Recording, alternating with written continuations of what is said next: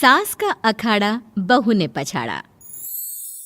माँ जी, ये कैसे बना रही है शिमला मिर्च? नहीं नहीं नहीं, ऐसी कोई नहीं खाएगा। आप हटिए, मैं बनाती हूँ। कोई नहीं खाएगा? अरे तेरे मायके वालों के लिए नहीं बना रही हूँ, अपने पति, बेटे और बेटी के लिए बना रही हूँ। और वो लोग शिमला मिर्ची ऐसी ही पिछले कई सालों से खाते आ रहे हैं। बहू बहू हो ना, थोड़ा सोच समझ कर जबान खोला करो, समझी? माँ जी, फिर तो मैं यही कहूँगी कि आपको खाना बनाना आता ही नहीं। बहू शिमला मिर्च बना लेती है, लेकिन अपने अंदाज में।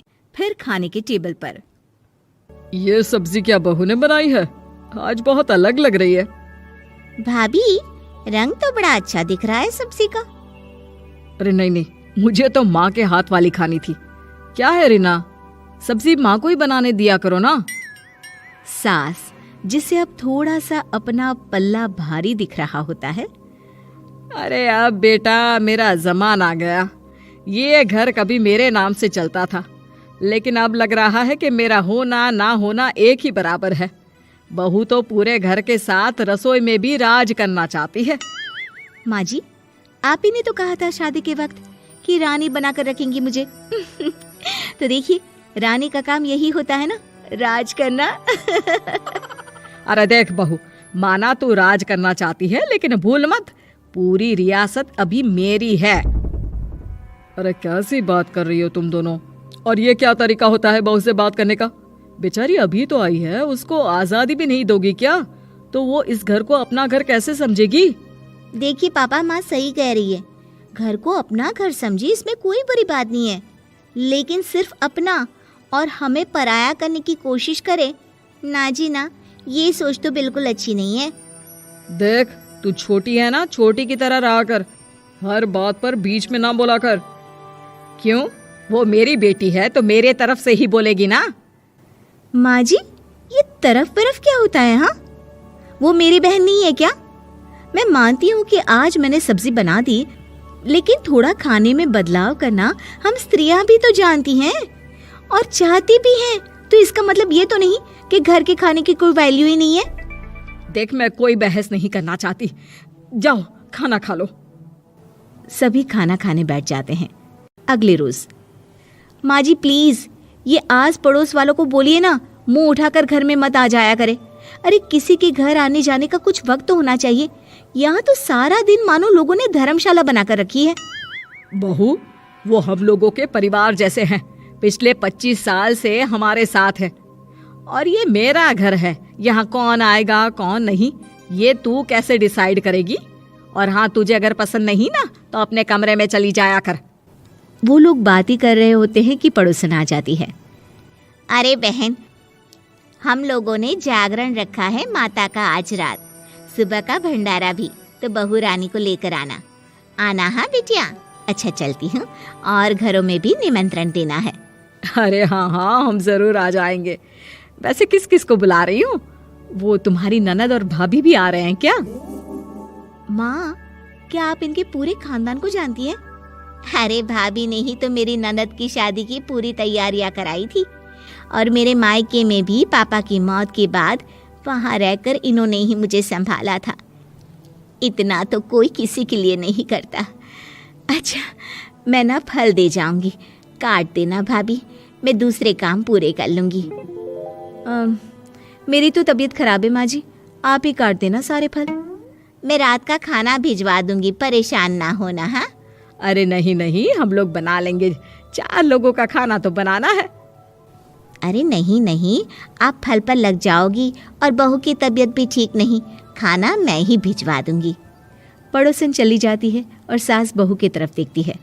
देखा, जिसे तू धर्मशाला बोल रही थी, वो कितने अपने हैं।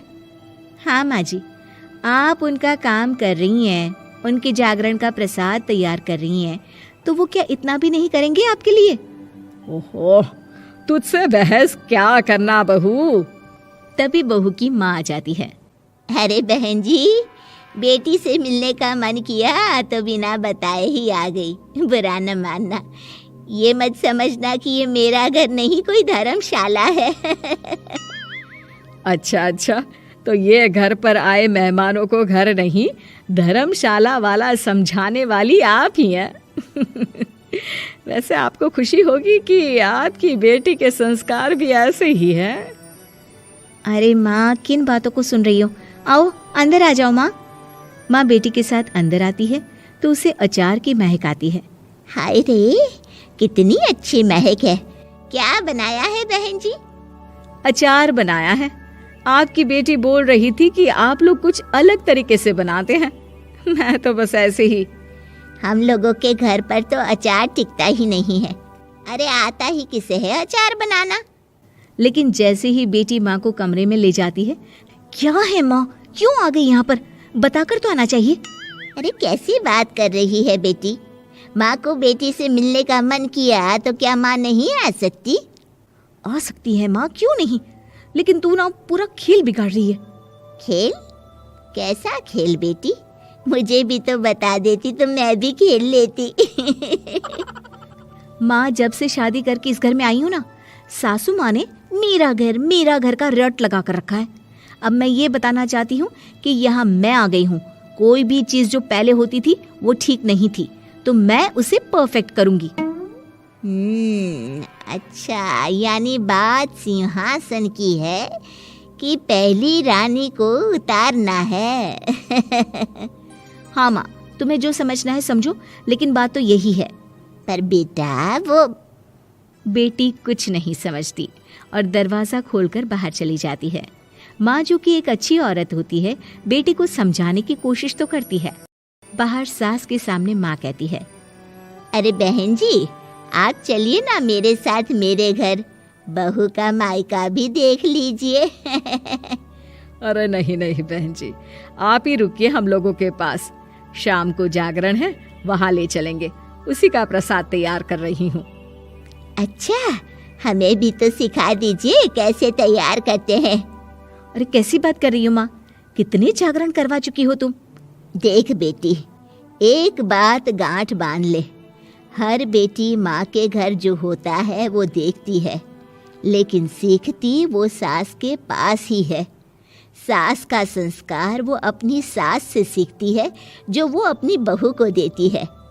तो बेटी, यहाँ के रीति रिवाज, रहन सहन, बोली भाषा अपनी है, जिसे तुझे ना सिर्फ फॉलो करना है बल्कि सीखना भी है। और जहाँ तक सवाल है पूरे घर की रानी बनने का, तो जब तक तेरी सास महारानी है, तू रानी ही तो रहेगी। क्यों बेटा? बहू माँ की बात समझ जाती है और सास भी बहू की माँ का मन ही मन शुक्रिया अदा करती है।